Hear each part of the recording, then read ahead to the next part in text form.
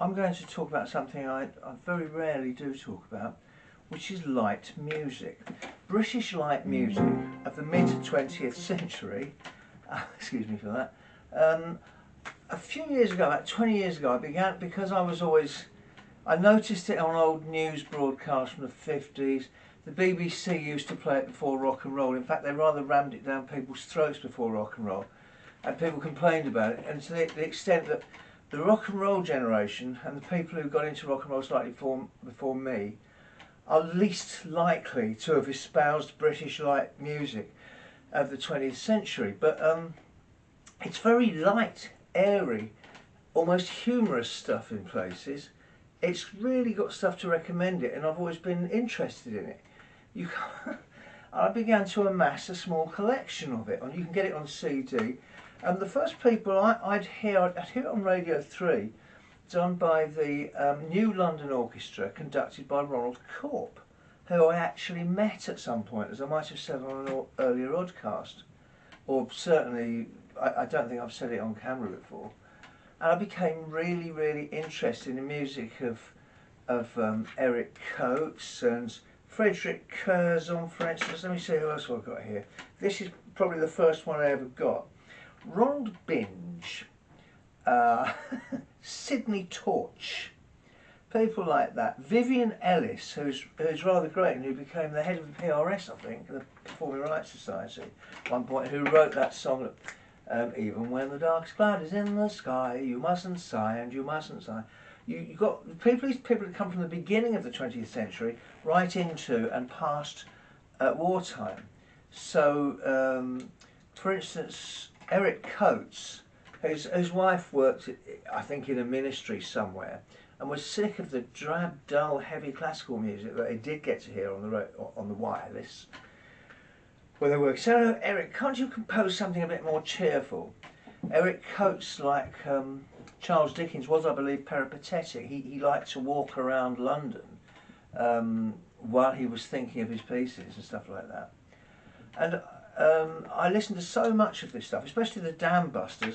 I could probably give a talk on this, so I don't want to deter you too long on British light music. But it's not only very light and kind of optimistic in places, and the fact that the serious Beard Brigade consigned it to, oh well, it's light music. It's not. It's music for a purpose. It's not serious, heavy-duty beard stroking stuff. That's made me want to espouse it even more. Some of these compositions are just great tunes. I'm one of these heathens who believes that because I'm basically a pop musician, that most of the best tunes you'll hear will be about 3 or 4 minutes long.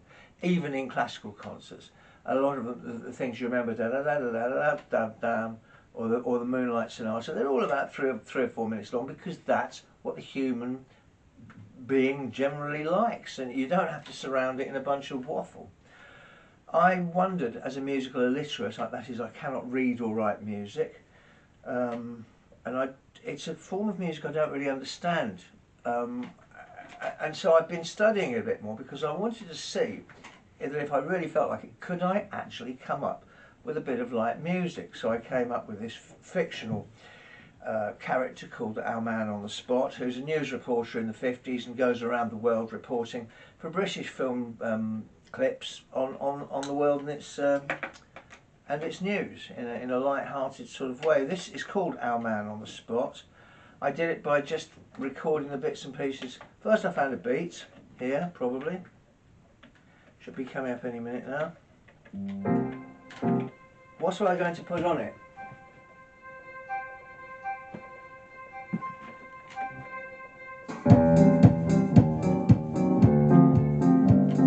Take that beat down a bit, because it doesn't want to be up, it's not beat driven. There's the bass, played in a rather starchy formal manner,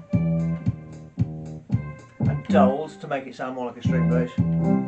There's the piano, which carries the chords, and those all-important pizzicato strings.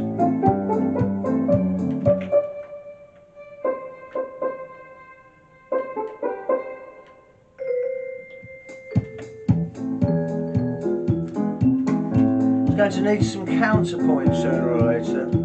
Some sort of strings that are doing their own thing, in other words. A flute, possibly?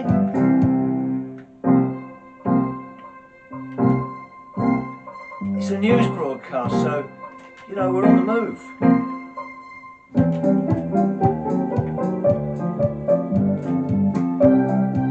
There's your counterpoint.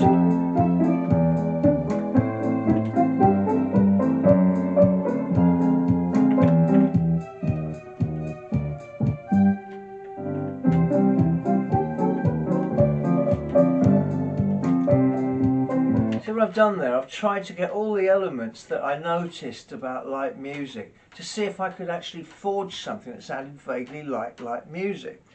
I sent it to a few people. I sent it to Captain Sensible. I sent it to people who said, I said, do you think, so far as you know, this sounds like the real thing?